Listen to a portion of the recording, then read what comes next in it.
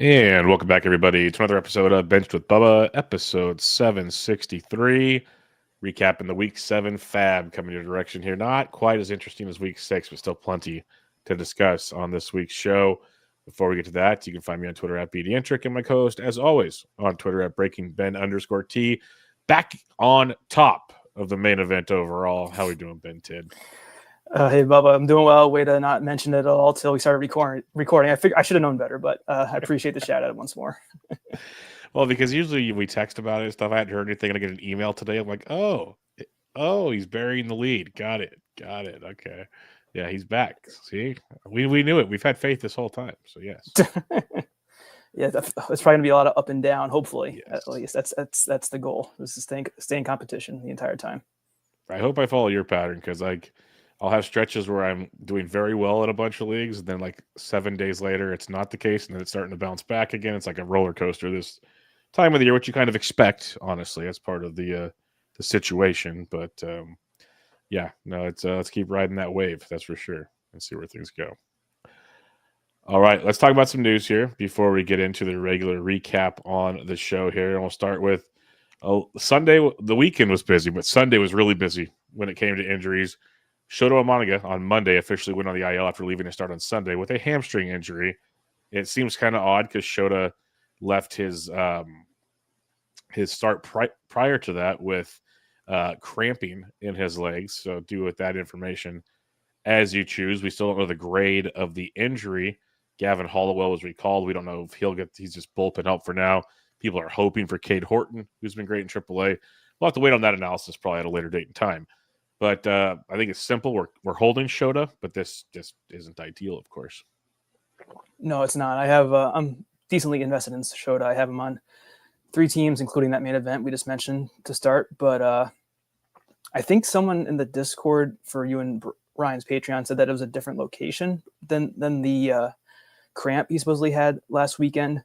But I mean, you hear he has the cramp, and then of course you hope that he'll be fine. Then okay, avoids the IL, and then this happens. So it's kind of annoying. I'm not sure what I would have liked to have happened because he did pitch well yesterday, Shota. But yeah, it's unfortunate. It didn't look too terrible in the highlight of him actually getting hurt, but who knows how long it's going to be. Everything's different, but definitely hold. Yep, definitely a hold indeed.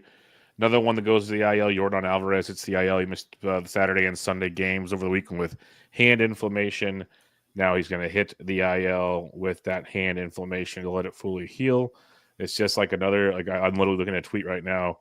It's just one IL stint after another. Each year there's 1 or 2 solid IL stints when it comes to Yordan Alvarez.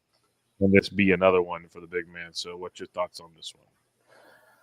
Well, I don't know if everyone remembers, but Yordan had a hand issue. I don't know if it was last year or the year before, and it ended up going away. But it's kind of concerning that once again he is dealing with hand inflammation. Not good for a power hitter at all. I'm looking at his player note right now on NFBC, and it looks like Alvarez won't need imaging, so that's good for now. I mean, if it doesn't heal properly, that may have to change. He may have to go get an MRI or something. Yeah, and then it says a couple years ago, and they're not, I guess we're not sure if it's a recurrence or not, but definitely stinks. Their lineup has got a lot weaker in Houston. It was kind of hurting with the loss of Tucker and Bregman. But it does look like DeZenzo will probably be a full-time player now, who is mentioned here in the note, which is good because he's been playing pretty well lately. I mean, I don't know if DeZenzo's a name for 12 necessarily. We might go over him tonight, but I do have him in a DC, so that's helpful for sure.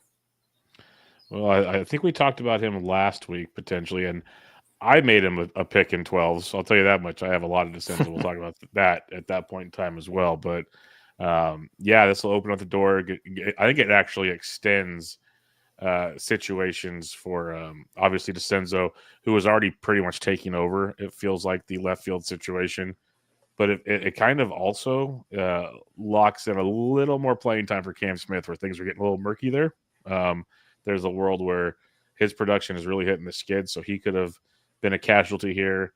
I still think there's more moving and shaking in this lineup to come, but that's a whole nother situation for another time. But yes, this is I love Alvarez as a hitter, but every preseason I say I just avoid him in drafts because I'm worried about what is it, the knee, the hand, what are we going to get next? And sadly, here it is. And these things linger with him for some reason. They just like don't go away. So to your points you made, like it sucks, but it's almost like, okay, you knew this was coming. Hopefully it's the minimal situation, and we'll kind of go from there. Texas Rangers, they're moving and shaking. We already know Jake Berger got sent back to AAA, hopefully for a short period of time. They released Leody Taveras on Sunday, and on Monday they're promoting Evan Carter to join the team on Tuesday for their first game of the week. Evan Carter should, on paper, head straight into the outfield to take Leody's spot. And towards the end, Leody was platooning, so we'll see how that plays out. But Evan Carter, if you look at his overall profile, hitting 188, 5 homers, 2 steals at AAA, not great, of course. 174 ISO isn't bad, but there is some optimism, obviously. A guy that used to have a big skill set, Ben. What are your expectations for Evan Carter if he gets that regular run? Well, they're different from the preseason because I was pretty in on Evan Carter where he was going. I feel like everyone forgot how good his projections were going into last season. He was almost a 2020 guy by projections, which isn't easy to come by with a decent average. So I thought around pick 300, he was a pretty good flyer. I took him in a couple of FAAB leagues. I've since dropped him. I haven't been a DC, so hopefully, and actually before we recorded, I actually switched him in for Hunter Renfroe because I feel like if Carter's getting recalled, he's probably going to play, and Renfroe is not guaranteed playing time at all with the Royals. So yeah, I'm starting Carter in a league already. I did, when we go over FAAB, I was able to get him in a main event. Not the good one, but one that needs help. So he'll probably bat low in the Rangers lineup to start, but with how bad it's been, I guess if he does well to start out, there's a good chance that Carter could move up to the top. Right. I mean, right now it's Josh Smith, so I could see him taking Josh Smith, his spot essentially. And if he can hit leadoff, that'd be huge. But the other thing too is that if his back is going to hold up, that's like the biggest question. But it seems like so far so good. He's healthy. So for now, I think he has the upside that would warrant a pickup in a 12-teamer, especially like in a 15 too. So if you're able to add him now, and if you didn't add him on Sunday, then I'd definitely look to add Carter if you have a roster spot open. Yeah, I'm with you there. And even with all the struggles, dude's still walking like 14%. So he's showing that. He's slugging 416. So it's not like it's off the charts, but he's doing the little things right. It's just the full package has not arrived just yet. And hopefully it does, like you said. He's a guy we've had high hopes for before. We'll see where it pans out now. Mason Wynn of the St. Louis Cardinals left Sunday's Game 2 with an ankle sprain. He's not in the lineup on Monday. The Cardinals, as of this recording, have not designated what's taking place. I imagine an IL stint. I'd be shocked if he doesn't end up on the IL. And he was just starting to find his swing, Ben, since coming off the IL the last time around here, which is really frustrating for us Mason Wynn believers. I'm not saying us, me, and you, because I don't know. I can't remember if you are, but I am, obviously. Since he came back from the IL on April 22nd, 324, 2 homers, 2 steals, 9 runs scored. Like, that was about to start playing really nicely. So it's still a hold for me. It's just a massive hit for a guy we've been waiting to get going and finally started cooking. It is. I was definitely a fan last year at his price. I wasn't as in with that early 150 pick, or about like 150 pick in drafts this offseason, but I do like Wynn. I did sit him because there's a good chance he does go on the IL, or maybe he misses a couple of games, and at that point, the first half of the week's a wash. So he was dropped in main events Wynn, so I guess, but I don't know how many there were. He was available in one of mine. I was outbid on him when he came back the first time. But I would definitely try to hold him if you can, if he does go on the IL. And I would probably sit him if you're able to still sit him by the time you listen to this. Yep. I would be sitting him for sure and hope it's a minimal stint. Here's some like random things just to keep an eye on because we do not know just yet. But Tanner Bybee, Ben, left his start on Sunday with cramping in both legs, which is impressive. That's like really impressive stuff. I'm benching him this week. Production's been kind of mediocre as it is. And with the unknown, like he doesn't have to recover from one cramp; it's multiple cramps. So, where are you at, like Tanner Bybee, if you're rostering him? Well, I'm not, so I don't have to make this decision. Fortunately, he's lined up to face the Phillies, which they're a tough lineup. His on the year, things have gotten ugly for him. 20 Ks, 16 walks, and 38 innings. Like you said, it's impressive that he had cramps in both legs. I forget who the player was, but the guy who said he eats bananas and never cramps. I think he should watch that video, Bybee. But yeah, I could see. I probably would. I mean, it's hard to sit. You're your SP2 or SP3. So I don't know. I guess if you can't afford a 0, then I would definitely sit him. I suppose it's just it's a tough call when there's no concrete news yet. Yep, it's a tricky one indeed. Randy Arozarena of the Seattle Mariners left with a hamstring injury on Sunday. I have not seen the Mariners lineup at the time of this recording, so I don't know if he's in or out. There has not been any news on Randy. The team said it was minimal, just something to monitor. I have not a whole lot to say there. Obviously, if he's not in tonight, I'd probably bench him for the first half of the week, but it would be nice to get some info here soon. Agreed. I do have Randy on that main event. I have him in another DC as well. I keep checking his player page for an update, and there's nothing yet.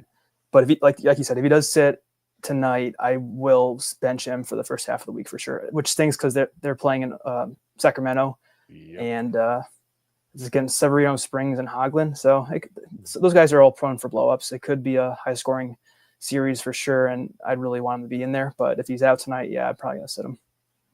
Yep, I'm with you as well. A couple more here. Ivan Herrera, this one stinks because he started rehabbing last week, hitting home runs, looking good. Over the weekend, started experiencing soreness in his knee again, the bone bruise situation that's kept him on the IL. He's going to get shut down for a couple days to try to let that heal and see where they can go from here. But it felt like we're going to get Ivan Herrera back early this week, and now that's obviously not going to happen. What's it going to take to drop him if you haven't dropped him yet? Oh man, so people probably just added him right back, which is unfortunate. If he was dropped, it's well, it's a bone bruise, so I think it just needs time, and I'm assuming it is the same knee that he hurt originally, right? That's what I'm under the impression of. Yes. Yeah, it'd be strange if it was the other knee. So yeah, I feel like you can't really start him either. So. It's kind of just got to wait and see. And then like, if you're in a weekly league, obviously you got to wait till Sunday to do anything, but I imagine it won't be too long if it's just a little setback. It's not like he restrained a muscle or something like that. It's the bone trying to heal. So who knows, maybe he was just taking it a little too aggressively in his rehab, but I would hold and wait and see what the timeline is for Herrera. Yep. Totally agree with you there. Kyle Harrison should call, going to pitch out of the pen. Do with that information what you wish. Last one I got for you, Ben. The Goose. Agustin Ramirez has obviously been off to a rough start since people spent hundreds of dollars on him. Nick Fortes was activated from the IL on Sunday. He started at catcher. Agustin Ramirez was DH on Sunday. On Monday, Ramirez is out of the lineup. How are we feeling about this situation? I don't think you got any Ramirez, if I remember correctly. But say you did spend a bunch of money, and I didn't, except like 120 in one spot, so fine, whatever. If you were one of the big spenders, what's it going to take to be like, I screwed up on this one, I got to go back? Because I still believe in the skills of Ramirez, but if these Marlins are actually going to play Fortes over him, we got some big first world problems. Well, when you have these crappy teams that have nothing to play for, you're going to not be happy most of the time in fantasy, probably. I mean, look at the Rockies. They're the prime example of not giving young players a chance. I mean, not that Ramirez is down or anything like that. It's just, it's definitely, I'd be uneasy if I had him. I'm not going to lie. And like you said, you were correct. I don't have Ramirez anywhere. So, but I guess the one positive you could take away from this is that he only had 5 strikeouts last week and 24 at bats. And I don't know what the quality of contact was, but I think I saw somewhere that he was hitting the ball pretty well, Ramirez, despite the poor fortune. So hopefully the Marlins see that, and they just want to give him a night of rest to kind of reset and maybe give him, because at this point, I'm sure his confidence is kind of going down as he continues to struggle over the last few games. But it's just he played the last 5 in a row, and it's just, for now, it's just the one night off. So I wouldn't, there's a risk, but I wouldn't if I had him, I'd probably start him still, just because, I don't know. It'd be kind of crazy if they went full Rockies on him and sent him down after a bad week. Yeah, they got to give him a good run. And like I was thinking, if he at least DHs, you can live with that. You don't, as a fantasy guy, you don't care. Just, I want the at bats. Right. So that works. But if they're going to, watching today, I knew he'd get a day off here and there. Let's see if this is a trend, is my point. This could be slightly concerning. Nick Kurtz has been slightly concerning, given he started hitting a little better in the last couple of games in Miami. Guess we'll see how that plays out. Adam Lee in the chat here says maybe Kara was a better play off some spent with over 250 for Ramirez. Jeffers is available in many places as he looks like a better choice as well. And we talked about Caro a lot on the show. I have more Caro than I do Ramirez. I think you obviously do because you weren't on Ramirez. Caro's been playing great. It's just Ramirez has the way higher ceiling. He's got the power and the speed. Caro's going to hit for average and drive in some runs. Like, it's just pick your poison, basically. What do you want? One's a catcher 2, one's a catcher 1 is what it comes down to. If they hit their peak, one might be a catcher 0 pretty soon. So who knows? Any other thoughts on the Edgar Caro comments? Like, Jeffers is playing better. We'll see if he can do it for a full season this time. No, well, I mean, I agree with Adam because I did grab Caro in my 3 main events. So that was the play. I didn't want to take the chance and miss out on or pass up Caro for the chance of not getting Augustin. And so far, I'm glad that I spent the cheaper price on Caro. And like, he's batting third again tonight. I don't know if he's DHing Caro, but he's basically between third, fourth, and fifth whenever he's playing, which is where Ramirez would be too. But I mean, Caro has barely been striking out. He's hitting around 300, so everything you kind of really want for. Yep, I totally agree. All right, let's get to it. Let's talk about FAAB for the week. It's another interesting week, Ben. For those, again, I'll just preface it if you're new to the show. On our weekly FAAB recaps, we talk NFBC OCs, 12-team leagues, because they are most people play 10s and 12s in whatever format and websites they choose. Ben will obviously give his regular insight, not to mention his 15-team insight to this. I'll give my 12-team shenanigans because everyone's going to basically go for $1 or $1 million. That's the beauty of this game we play. But, Ben, first off, I just want to ask you, because this was a much lighter week than last week. How did FAAB feel this week compared to last week for you? Just like because 2 weeks ago was probably one of the most stressful FAABs in my life. So how'd last week go for you? This past week? Well, I think I was a little more aggressive because of the players available were going to go for cheaper in my leagues, like because there wasn't Kurtz and like Ramirez. I was basically going to be out on those guys. I mean, I put a couple bids in here and there, but nothing competitive. But I thought this was a good week. I felt like there's a lot of starting pitching available, at least in 15s, or a lot of starting pitching targets to go after, and not as much in the reliever market. I still tried to upgrade there, but I thought it was a fine week. I didn't think it was as crazy as the week before, but I still thought it was a good week to address some needs if you had them. For sure. All right, and talk about needs. The most added player in NFBC OC 12-team leagues, and not the most expensive because it's other people are rostered already. Let me preface that real quick before people get really excited here. But the most added player, because no one was rostering him for probably good reasons, Javi Baez, picked up in 197 leagues, Ben, as high as $77, as low as a single dollar. And Javi Baez has been sneakily awesome. He's hitting 309 in the season, 3 homers, 14 runs, 14 RBIs, striking out only 23% of the time, which is nuts. He entered Monday on a 6-game hitting streak with multiple hits in 3 out of the 6 games, Ben.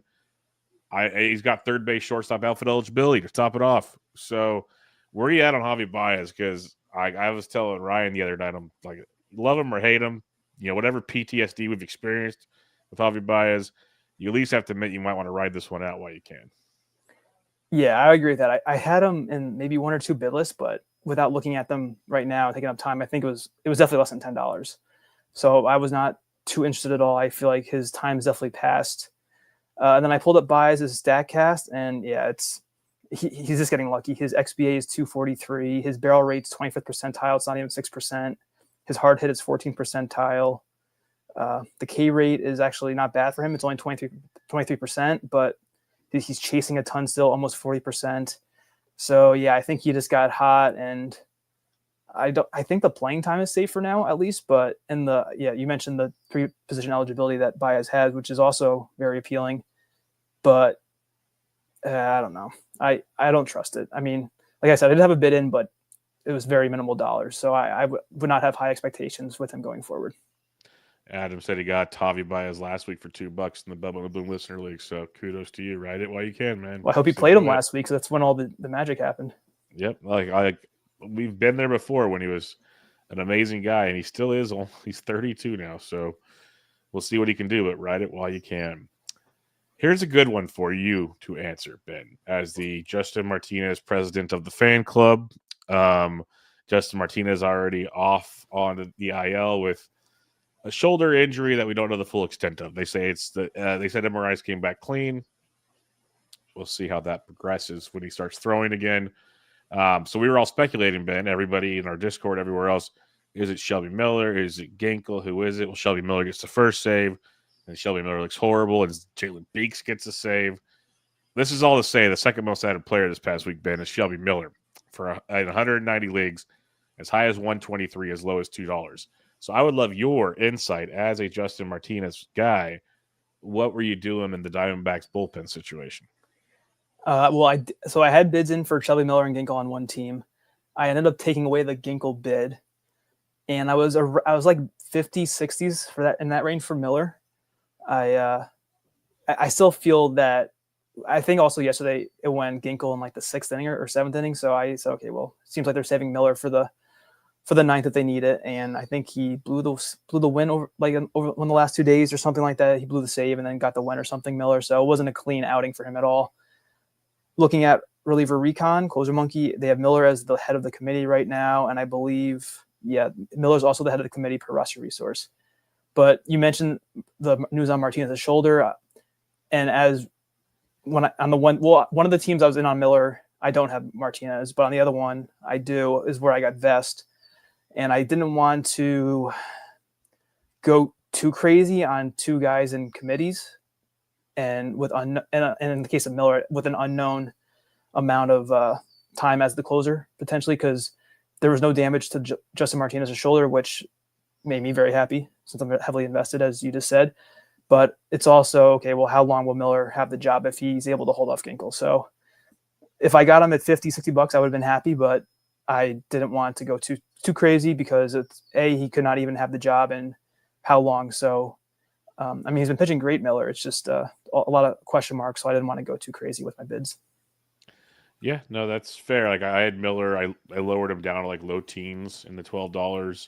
The leagues or the 12 team leagues I was in. So obviously that wasn't going to cut it when you started to really dig into things here. But I agree. I think it's the Miller Ginkel show.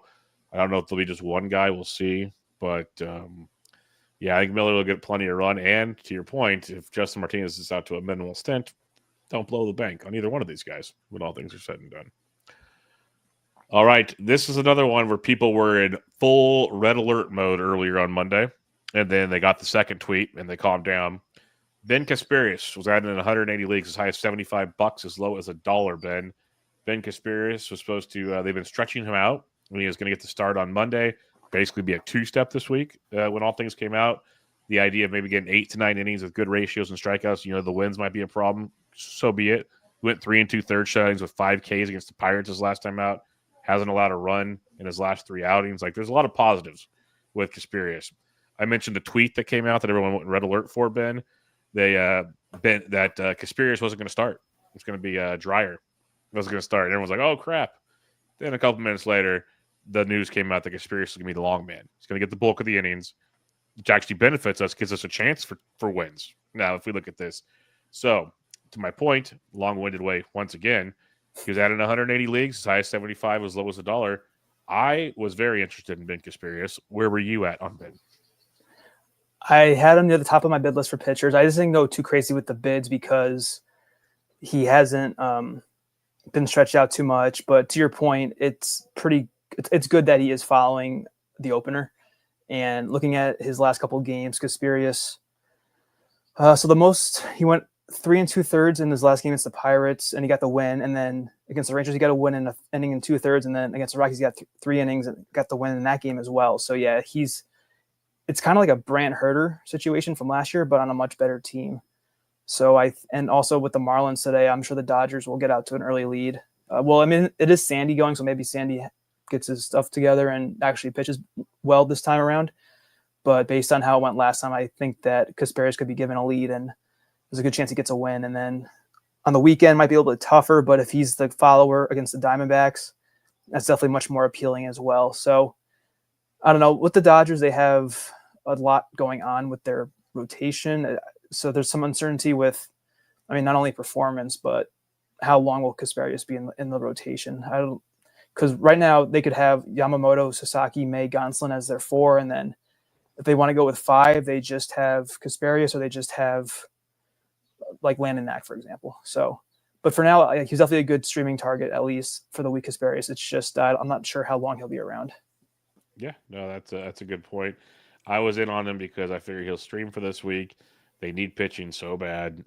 They should keep him around. There's, to your point, how long will they? There's a lot of that could be thrown into the mix, but I'm willing to take those chances when it comes to Mr. Kasperius this week, and we'll see if it was good or a bad thing. Next most added player here, and he's one of the most expensive players this week in OCs, is Tony Gonsolin. Picked up in 174 leagues, as high as $251, as low as $1. Tony G made his return to the mound after missing all of 2024 with Tommy John surgery. Hadn't pitched since 2023, obviously. 6 innings, 3 earned, 9 Ks without a walk against the Marlins. That was obviously a positive. Where were we at in Tony Gonsolin? Because I definitely was very interested, if available, because there's a lot of decent streams this week, but this is a guy you can like pencil in most weeks potentially. Exactly. Yeah, he was at the top, I think, of all my starting pitching bid list, and I think he was available in all of them as well. Because I don't know if he was drafted in my 4 FAAB leagues or however many I had. I did take Gonsolin in the listener league because that was so early in the year, and it seemed like he was going to make the Dodgers rotation at that point. But unfortunately, I had to cut him.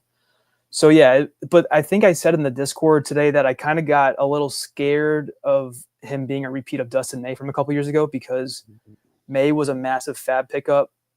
Well, May's always hurt, but then when he came around this one time, I bid heavily on May, and he ended up being terrible. Like he was coming back from injury, and he just didn't have his command, or I forget what the reasoning was why he struggled. But I mean, and also too with Gonsolin, yeah, he had a great first start back, but it was against the Marlins, and now he's facing them again. So I get I did have the desire to go after him for this week for sure, and it's in the Dodgers, and he does have a good career track record, Gonsolin.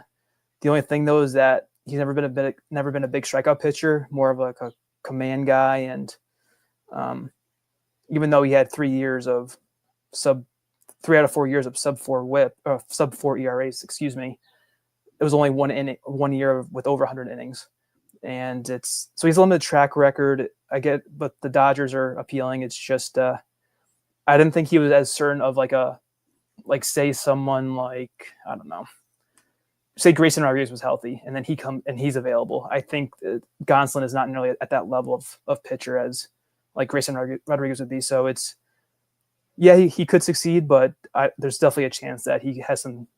It's a bumpy road going forward as he comes back from injury. Yeah, no, that's a very, very valid point on this one. That's why I liked him a lot. I got him where I was more aggressive where I needed pitching. Like, okay, I'll take the bumpy road, see where it goes. Definitely more interested in 15s and 12s, because in 15s it's hard to find a guy that might actually stick type situation. So, yeah, I'm all aboard. And Uncle Ted, why would a piggyback for Kasperius suck today? He actually has a chance for a win now where he didn't have it before. That makes no sense. No sense at all. And Christopher, thanks for the kind words. Hey, guys, thanks for all you do. Love it here. Yeah, Ted, you got some fun takes once in a while, but that one's out there. That's for the birds, my friend. I think he needs the volume because of how he drafts his teams. Oh, you're probably right. Yeah, he wants those 6 innings. Yeah, I'll take the 4 and a win right now. Yeah. Gunnar Hoagland picked up the hog. I know it's called Hoagland. I've been told by many people. Very well aware of that, folks. If you don't understand my jokes by now, I apologize, but we are 763 episodes into this one. So this is what comes with the territory here. The hog picked up in 161 leagues as high as 143, which that was a bit excessive in my opinion, as low as $1, but very excited with what the hog did in his opener. I was very pumped for him before. I wrote him up like 3 weeks ago in Baseball HQ saying he should be up soon to make an impact with his team. And basically what we saw in the minors with the control metrics carried over. Again, Marlins, but it carried over, which was great to see. So I'm optimistic on, he'll have his bumps in the road, Ben, but this might be a guy that could stick for a little while. There's that chance. I was interested in adding the hog myself, but I kind of was in the same, I don't know, I was like in the teens, really 20s or teens. Just because he's in Sacramento, and who knows how it's going to be there once the weather gets hotter. He does have good minor league numbers for sure, and he had a great first start. So I get the appeal. It's just it's a rookie, so I feel like, well, by now that I'm hesitant sometimes to go all out with these guys. But when you have 7 Ks, well, I think too, ironically enough, it was against the Marlins. Yep. 7 Ks, no walks in 6 innings. But who's he facing this time around? I think it's a little bit tougher of a matchup. Seattle. Yeah, it's one of the best offenses in baseball. So yes, and they're in Sacramento, so it could be a little dicey there for sure. But like I said, I was in on him. Just I wasn't too aggressive because of the uncertainty. And do you think his roster spot is fine for now? Who is he filling in for? It should be. He took JT Gins, who went on the IL. Oh yeah, he got hurt. Yeah. So it's one of those, if he pitches good enough, Ginn just goes back. I think Ginn's better than some of the other pitchers they have, because Osvaldo Bido has not been impressive. Like, he's been suitable, but not impressive. So if like the Hog pitches well and Ginn comes back, like there's a world where Bido should be just gone in theory. We'll have to see if that's what the A's do. That's the fantasy brain thinking out loud. But yes, to your point, his spot should be okay. But again, we talked about these teams earlier in every show of should they do what they really do, two different things. So yes. All right, AJ Smith-Shawver's back and getting picked up for his two-step this week. Picked up in 134 leagues, as high as $79, as low as $1. AJ was, started out the season. People were pretty pumped on the situation. Didn't pan out. Goes to AAA. Gets recalled. Was throwing well in Coors. 5 1/3 innings, 2 earned runs, 5 Ks. Got hit by a comebacker, taken out of the game. But he's back for his two-step this week, Ben. And I will say this much: he has struck out 19 over his last 15 innings pitched. So strikeouts are there. It's just he hasn't gone deep in the game. So what's your thoughts on AJ Smith-Shawver? I may have had him over Hoagland in my bid list, actually, or Hoagland. Is it Hoagland? What we say it was? It's Hoagland, like a hoagie. Yeah, okay. That's easy to remember. Hoagland. Yeah, I actually had Shawver ahead of Hoagland. Better team, and then also, well, in my mind, it's a better team. The Braves have been struggling, but the two-step was nice. You get Cincinnati's on the road, and then in Pittsburgh.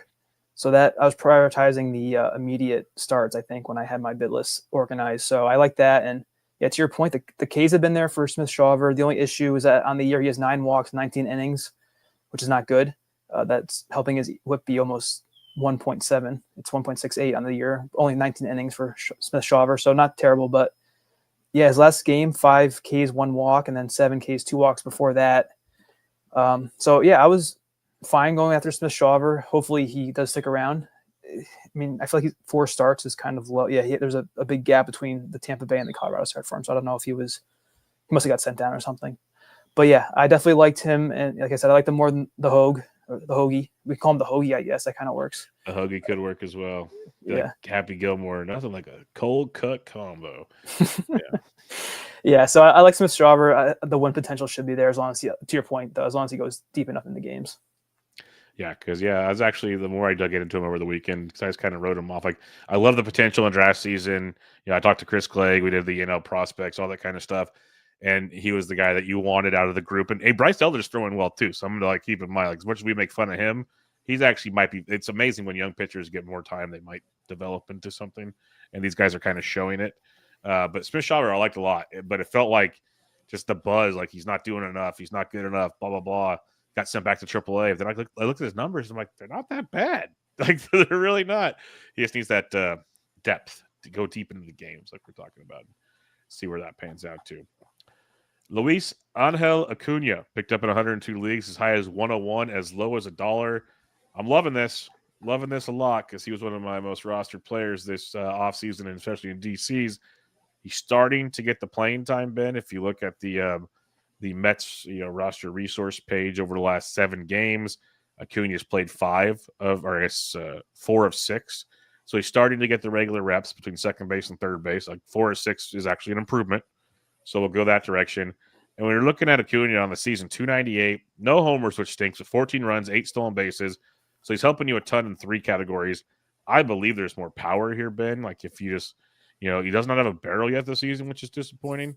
But we've seen this guy like showcase power in the minors. We saw him showcase power at the Dominican League, which I know is a different level. I get it, but the skills are there.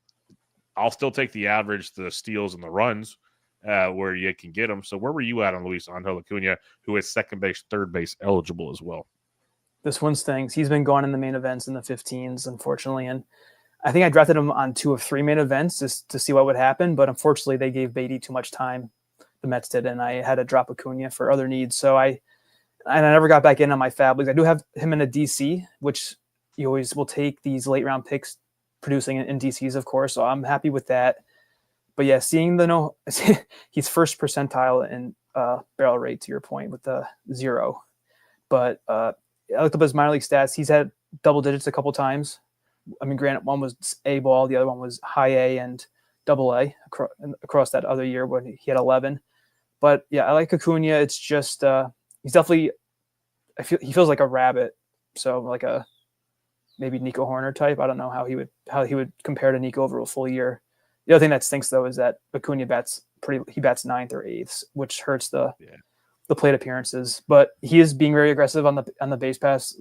Like you said, he got 8 steals. So I kind of wish I had him somewhere in one of my main events still, but at least I have him in that DC. Yeah, it's weird with him because even in 12s, it's the inconsistency of playing time. It's getting better. It's still tough to like start him religiously, just knowing you probably have another middle infielder corner option that's going to play every game. I guess it just comes down to the roster construction. Do I need steals? What do I need? Because he does fit the mold. Like there's a tool there. In 15s, he feels like just an auto. He's playing weekly for you pretty much, and you're rolling with it. So just something for the listeners to pander with that one or ponder with that one. All right, Dalton Varsho picked up in 96 leagues as high as 132, as low as $1. Varsho missed most of the season with a shoulder injury, trying to get back to throwing. Returned this past week, played 5 games. Missed Sunday with a lower back tightness, but he has 2 home runs to steal with a 214 average, 41% K rate in that small sample, Ben. So he was a very popular ad, and I get it because when healthy, he's going to play every single day and be usually quite productive. So where were you on Dalton Varsho this week, if available? At 15 is probably not as available as he could have been, but widely available in 12s.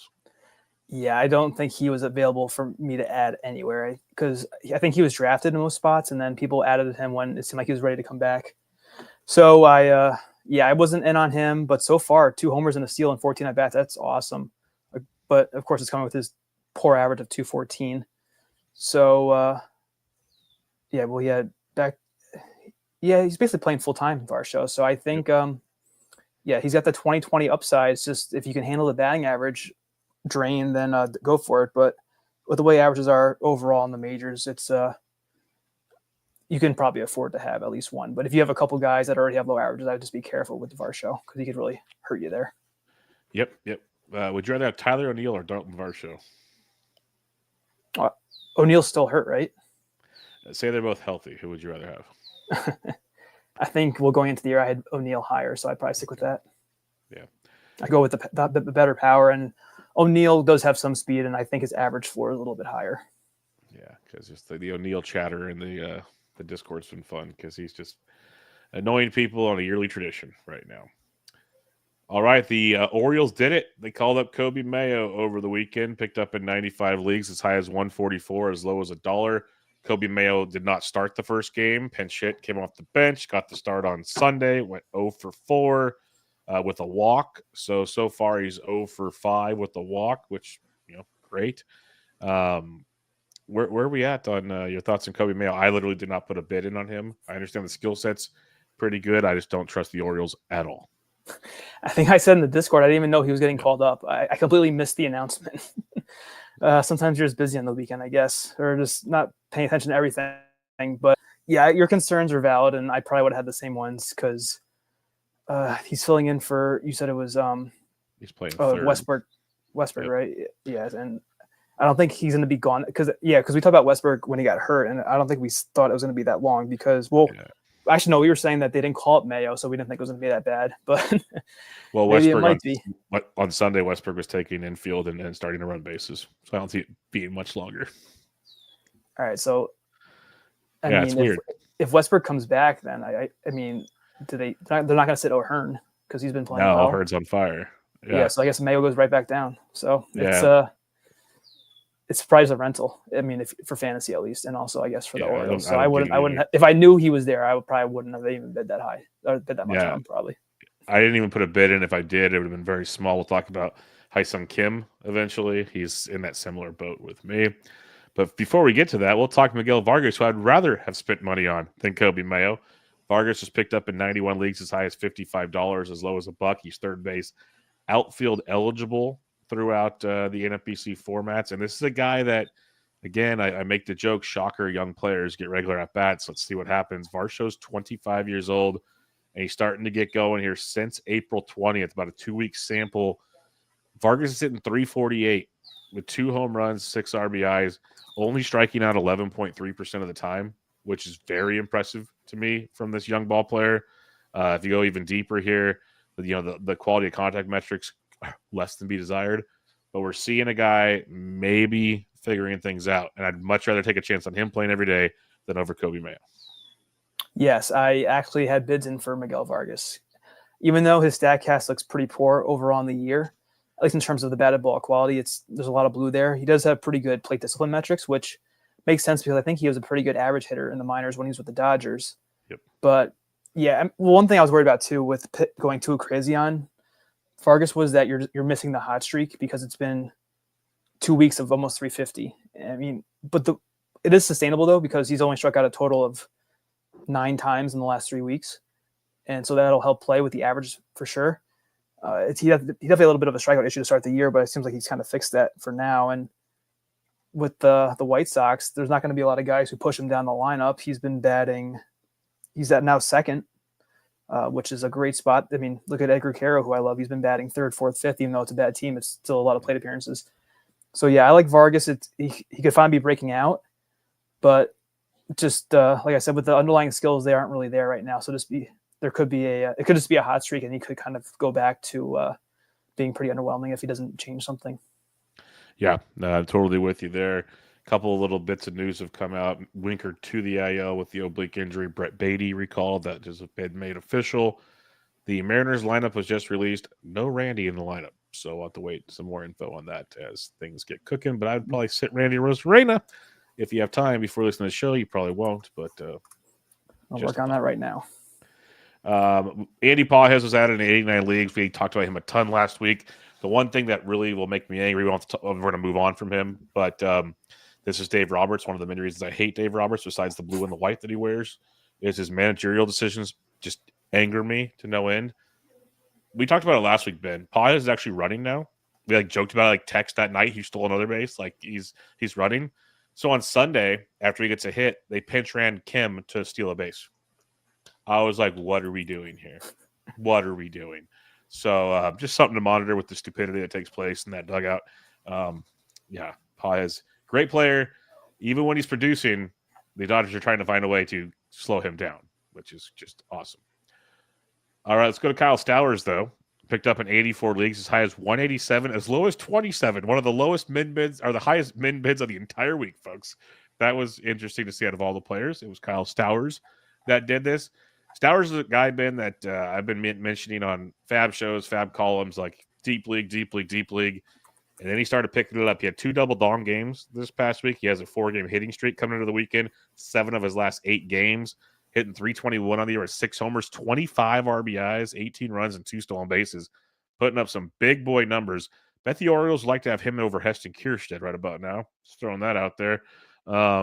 What's your thoughts on the Stowers deal? Because, yeah, he's definitely 12-team viable now. And I've been loving the early 15 shares I have.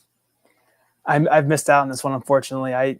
He's been gone in 15s, Stowers. It's just wasn't he hurt at one point, I think, to start the season or something like that? I know he wasn't hitting. I don't know if he was hurt, but I know the struggles were real in that dugout. Yeah, looking at the weekly at-bats, seemed like he's been healthy. So, yeah, I mean, when you have a week with 5 runs, 4 homers, 10 RBIs, it's really going to change your season outlook.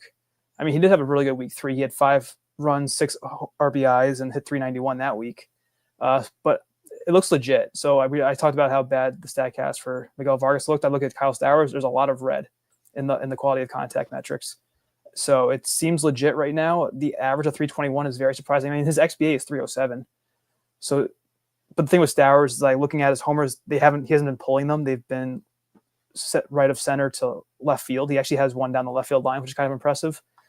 So nothing. He's not really pulling his homers. So is that going to sustain, especially in a big park like Miami? Bad lineup, of course, but yeah, I guess, ride the hot hand in 12s and in 15s. I'm not sure if he's platooning right now. That's always been kind of a concern. Yeah, I mean, if he's playing this well, you're not going to platoon him. Yeah, he's just bad. Sunday and today he's started versus lefties. He's a full-time dude right now. Yeah. Like, so yeah, Jesus Sanchez is sitting. Let's put it that way. Jeez. Is he? It looks like he's betting fourth Sanchez. Well, he sat on Sunday, I think. So, like, he was injured. So yeah, and his production sucks right now. But yes. Yeah. So Stowers, he's been legit so far. So I don't know if he can keep it up, but so far so good. Yep, big fan of what Stowers is doing. Hopefully, I'll take 80% of it the rest of the way, 75% the rest of the way. I'll be very happy. You mentioned the name Ryan O'Hearn earlier, and he appears. So I want to discuss him again. Picked up in 80 leagues, as high as $90, as low as $1. Picked him up 2 weeks ago in 12s and been riding that wave. On the season, 306, 7 homers. But what's even more impressive is most of that damage has taken place over like the last 3 weeks. Since April 13th, Ryan O'Hearn is hitting 333 with 6 homers, 13 RBIs, and a stolen base, 18% K rate. Again, who knows how long this will last for, Ben, but it's pretty dang legit. It's cutting into Ryan Mountcastle's skill, like playing time. And O'Hearn, like he's starting versus O'Hearn's not a platoon bat right now, is my point, which is very impressive. Yeah, I looked at their lineup. He did start Sunday or Saturday versus a lefty, and he batted 5th. He only went down 1 spot. Very impressive. And O'Hearn's Statcast is even better than Stowers. A lot more red across the different sliders. It's just, can he? I mean, I'm skeptical that he'll keep it up, but for now, yeah. I mean, there should be a good lineup. The Orioles, and at least he's a lefty, so the less far wall, or the not as far wall, I guess is the better way to put it, and left shouldn't affect him too much in Camden. But yeah, I mean, last 2 years he had 15 homers and 14 homers. He's already halfway there, and like 400, 300 fewer plate appearances than those last 2 seasons. So I don't think he's suddenly going to be like a 30 homer hitter, O'Hearn, but just play him for now, and then I'm sure there's going to be a cold spell at some point. Yep. Be ready to drop when necessary, as usual with Ryan O'Hearn and these type of guys. But that's the beauty of picking him up in the season. A couple more to get to. Just wanted to bring back up Matt Shaw. Talked about him on Thursday and in the article this week. And 79 people added him this past week for as high as 88, as low as $1. You know, the hype train was real with Matt Shaw entering the season. I've dropped most of my Matt. I even dropped one this past week just because what I needed. Like, I want to stash him. I get it. I couldn't type situation. Since going back to AAA, over 13 games, 277 average, 1 home run, 2 steals, 11 walks over that time. The skills are starting to slowly get better and better with Matt Shaw. So I get the stash situation. You have any inclination or desire to stash a Matt Shaw? There was one bid across my 4 FAAB leagues where I did have Shaw in there. If I needed a corner more, I would have been a little more. I would have had him on a more FAAB list for my other teams. But I do have him in my home keeper league. He's in my NA spot, which is for like when people are in the minors. So I've held on to him there. So hopefully he's back up soon. But it sounds like he will be. And yeah, I think this. I mean, I wouldn't have gone $88 for him because nothing's guaranteed. But if you could get a cheap Matt Shaw last week, I definitely like that as a stash. Yep, with you as well. Just a couple more. I'm going to cherry pick here. I'm going to actually move to the max bids of the week. Lou Bob was available in 1OC, went for $718. Ben, too high or too low? Lou Bob, how much was it? Went for $718. You can never spend that much on one player. No. That must have been where Colette dropped him. That's the perfect answer, actually. Sorry.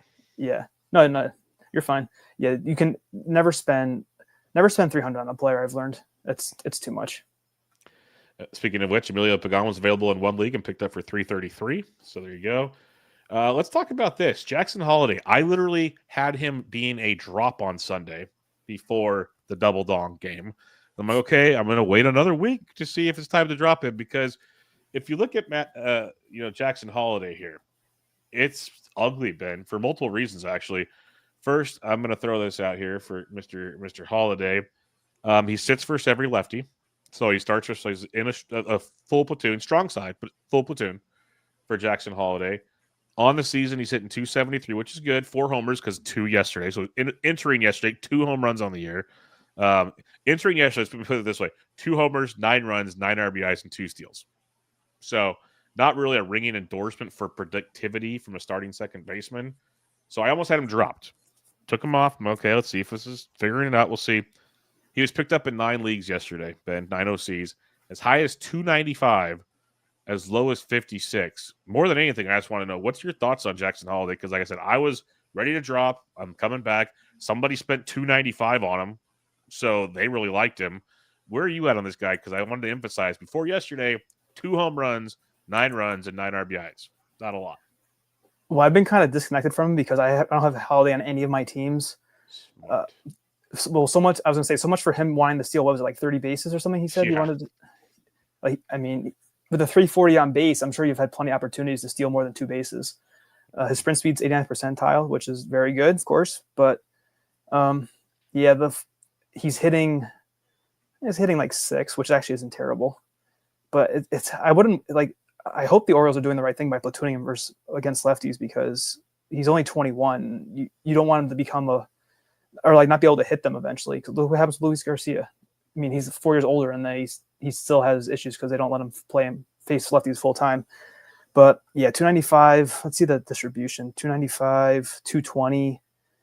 I would have been okay with under 100. There were 3 bids that won him for under 100. Yep. But yeah, I think it's the name plus the 2 homers on FAAB Day. That's why that happened. Classic formula for overbidding. Yep, 100%. Marcus Semien was picked up in 3 leagues, as high as 251, as low as 51. Another guy I'm kind of out on, but I guess if you believe in upside, just the whole team is a mess in Texas. Not to mention Semien just might be hitting that wall. Ben, where would your bids have been roughly if you were even interested in Semien? Like I just find it hard to get in. I get the appeal. Starts every day. We know who he is. Blah blah blah. It's still tough for me to get excited for Marcus Semien, knowing what's going on right now. He just doesn't play very well. So on the spot, I would say like 70s is what I would bid on him, maybe in the 15. Okay. So I don't know. I want to ask you, since he looks really bad to me, and I'll say that I think he could be done. Bad. But yeah, that's where I'm at. That's where I'm like, I don't even know if I would have bid on him. Like, and that feels wrong, knowing he's a starting second baseman for a team that I think should be better. I just don't think he's any good. Devin Williams, want to get your thoughts here. He was dropped in 4 leagues, so picked up in 4 this week for as high as 237, as low as 168. Glad I wasn't in those leagues, because I obviously kept him, so he wasn't available. This is where OCs get very frustrating, Ben. That guy should never have been on a waiver wire, because we know he's going to close games again for the Yankees. I want to get your thought, though, because I think he had 3 outings last week. I believe they were all clean. I watched one of them. The airbender looked a little better. Things were looking better. What are you hearing? What are you thinking? As a Yankees fan, you've probably heard more stuff than I have about them, with Devin Williams maybe coming back into the role.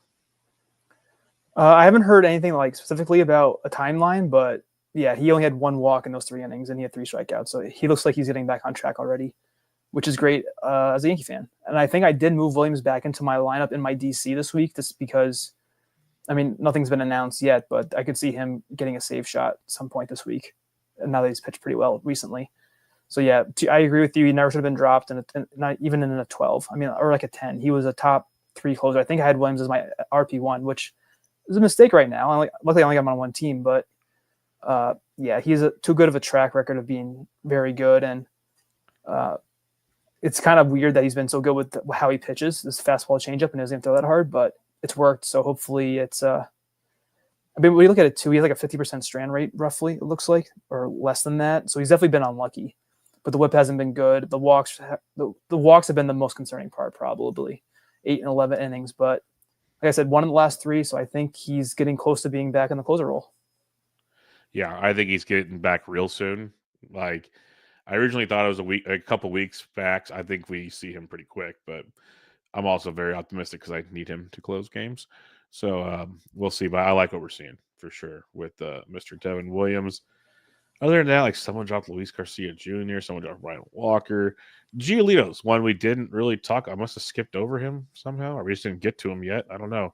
Giolito was picked up in 166 leagues, as high as 188, as low as $1. I must have just skipped over him on accident. Where are we at on Giolito? Because I picked him up a lot of places last week, put a few bids in this week. I'm optimistic. I know he's coming off an injury. Things can get wonky, but I was intrigued. Oh, I was too. He's only available in one of my 15s, I believe, because I think people had drafted him and they were able to add him back ahead of time. I had him, I think, around my bid for Gonsolin in that team, which was, I think, like the 50s or the 60s. And I had to remind myself that he's actually been bad, Giolito, the last 2 years. He's been healthy. He had a 4.9 ERA in 2022 with a 1.44 WHIP, and then the next year in 2023 he had a 4.6 ERA with a 1.31 WHIP. So the idea of Giolito is nice, but what is he going to be, the 2021, 2020 Giolito when he was like 3.5 with a 1 WHIP? I doubt that at this point. He's 30. He's came off a big injury. So, but he has potential to be good still. It's just definitely not a guaranteed. I would not have spent 188 on him. I hit the wrong button. What else was there? There was one. Actually, no, that's a big outlier. So people are actually in my range. There's a lot in the OCs below $70. Most of them are below 70 actually. So actually, good job by the OC bidders. I'm impressed. That's surprising. That's surprising for us. Like you phrased it properly for the OC bidders. That is very surprising, all things considered. Yes, I was in the low 20s range for my. That makes sense. Yeah, 15 tougher to come by, and I was definitely outbid on him. He went pretty high. Yeah, and 15s. Yeah, I'm with you. That's why I like Gonsolin as well. I could see at least the appeal to spend crazy because I'll just flip over to this real quick, and then we'll talk about our ads after this. So if you want to get your ads pulled up, go for it. Okay. But just for people's references for main events, most added player was Hoagland in 57 leagues for as high as 169. Zach Agnes, we didn't even talk about him. We don't need to talk about him. Picked up in 49 leagues as high as 117. But Gonsolin went as high as 313, which says a lot. Baez went as high as 300 in those formats. Jackson Holiday was available in 1 league for 323. There you go. O'Neill was available in 5 leagues as high as 522. But I was looking for Giolito. Giolito was high as 131. So people are kind of tempered down in that as well. Yeah, I had not looked at the main event overall bidding yet. I hadn't looked at Waxman's report, but I'm pretty stunned by how crazy it was. Jeez. Yeah, it was very aggressive for a main event style, and also just looking at some of the guys that were available, you don't see that very often in this. I am laughing just because I see Mike Yastrzemski as high as 109, as low as 53. I love Yaz. I've been promoting Yaz pretty much every week for a while now. But you should have jumped on that. You can't panic bid on Yaz. You get everything you're about to get right about now and deserve it. I'm just going to say that nicely because he might still be somewhat productive, but the better days are probably behind. So the $2 Yaz's that you had where you reap the benefits, great. 100, even $50 plus is pretty rich for my blood when it comes to Yaz. So. I mean, if it makes those people feel better, I started the Yaz over Jason Dominguez in my DC, but I'm with you. Dominguez sitting again. We need to get. I wanted to get to our ads here in a minute because we're not in a hurry, but you know what I mean. I almost asked you again, what the hell is going on? Grisham's playing 2 out of 3 games. Somehow Dominguez plays a couple. Grisham's leading off and playing better. Dominguez seems like the bottom of the order. I don't get it at all. I know Grisham's swinging well, but I don't get it, man. Well, this is the Yankees. They love old, washed up players that do well for them for a short period of time. Look at Matt Carpenter. He's the one that stands out the most. I mean, he was great when they had him, but that was the hottest hot streak of all time. Every year you can find people. I can't think of them right now, but this is look at Goldie hitting 320 with no power. That's good. That's good stuff. Yeah, you don't want no homers from your 4-hitter, but it's I don't know. They're definitely hurting Dominguez's development because he's atrocious versus lefties. He cannot hit right-handed at all. It is bad. I almost want him to stop batting right-handed because I think he's under 100 on the season batting right-handed. Probably it's a good bad call.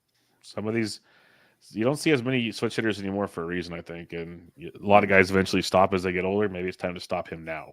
Be a good call. Yeah. So like I said, I sat him in my 1 DC Dominguez, and I have him in my home keeper league. That's a 12-teamer.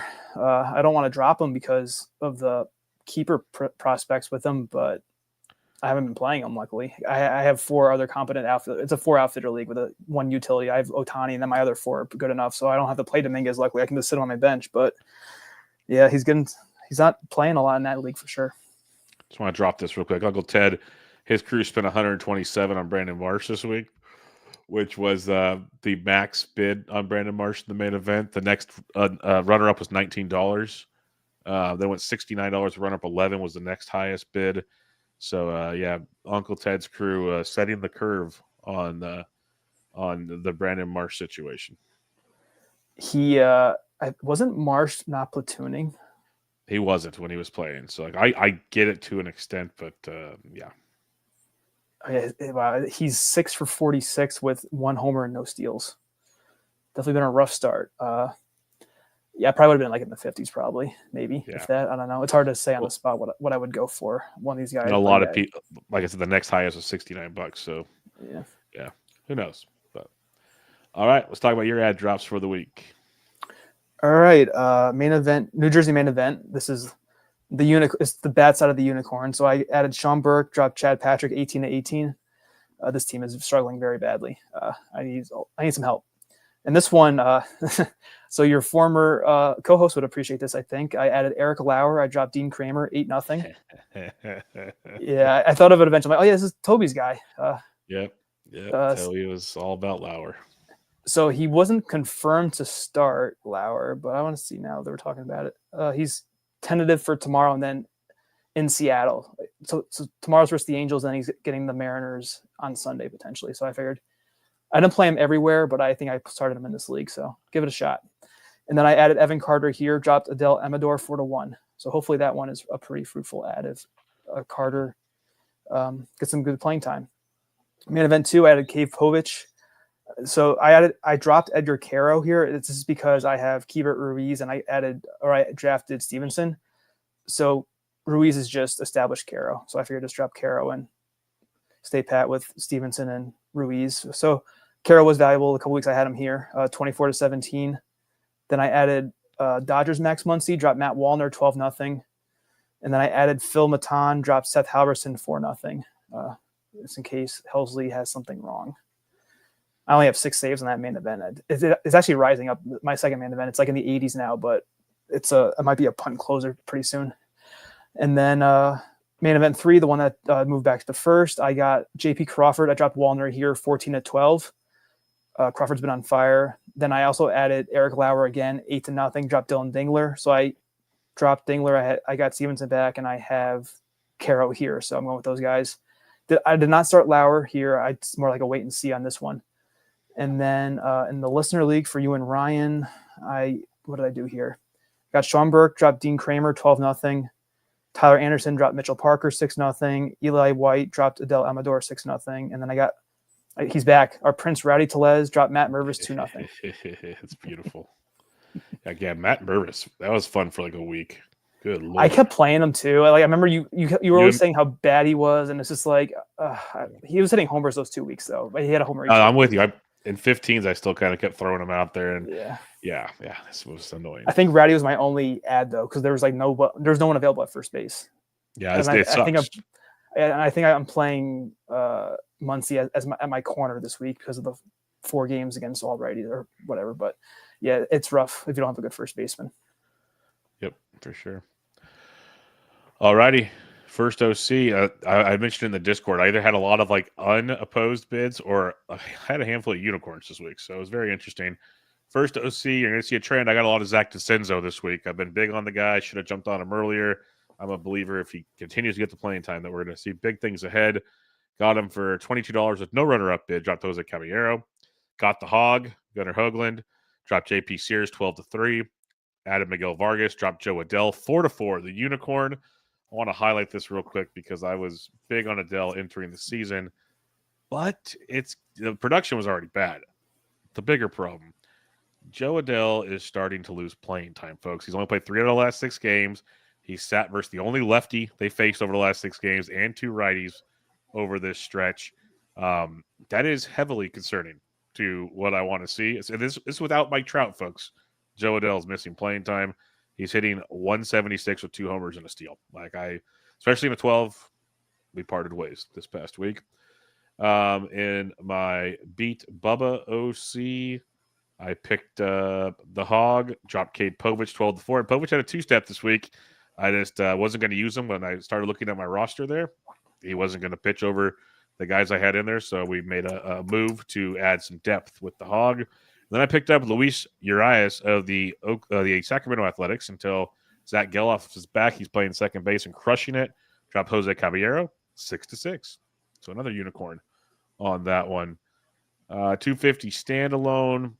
Added Tony Gonsolin, dropped Joe Adell 43-15. Added Zach DeCenzo, dropped CES 31-0. That's good. Added Luis Urias, dropped Jesus Sanchez 8-0. I've already learned that this standalone league, a lot of empty runner-up bids so far this year. It's really early. Usually it's a past the All-Star break 12-team thing. It's early in that one. And then the Vegas standalone with most of the listeners from Bubba and the Bloom got the Hog 22-6. Thought I had to bid more there to get my guy. Got Luis Urias, dropped Osvaldo Bido 9-3. And then it was down the waterfall, but I'll take it for now. I got Eli White, dropped Mitchell Parker 2-0. Eli White has been stupid good out of like nowhere, Ben. So I'll just ride that wave while we can type situation and see where things go. Listener League, Bubba and the Bloom Listener League added Eli White, dropped the Rosario 17-0. Literally only half the league had runner-up bids. This was pretty bad. Added Ryan Nelson, dropped Logan Allen 3-0. Got a lot of late waterfall Ryan Nelsons this week. We'll see how that goes for super cheap. In my OLAC, got Ben Casparius, dropped Tinoco 27-17. Got Luis Urias. This is where I dropped Matt Shaw 16-14. So that's pretty close. I needed a player ASAP to play. So unfortunately, Shaw had to be the odd man out in that one. All right, my friend. Another week in the books. Any final thoughts?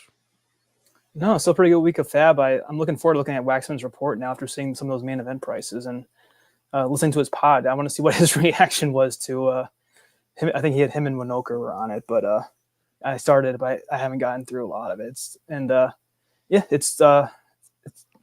We're in May now, so I'm definitely feeling a little bit of a crunch with the bidding that I can do already. I was very cognizant of not going too crazy with my one main event where I'm in the 500s in FAAB. So it's kind of like $20 a week at this point on average. So got to be mindful of the spending. Yeah, I noticed I'm getting like a couple leagues are like $700 to $800, and then a bunch I'm like around $400 to $500. So it's kind of like 50-50 splits in my rosters. Time to determine, but I've learned that the 12s, like I said, I can get away with that usually. So I'm gonna stay aggressive there and adjust later situation. And 15s, we'll see where it goes. It's like if my team's not middle of the pack right now, I'm being aggressive because I got to get up there quick and then see where I can go from there. I can't just sit around and save my money till later at the same time. So there's a lot of different philosophies. We'll see who's right, who's wrong. I'm probably wrong, but yeah, that's the name of the game. All right, until next time, make sure you follow Ben on Twitter at BreakingBen_T. I am at BDentric. This was Benched with Bubba, episode 763, your week 7 FAAB recap. Catch you all next time.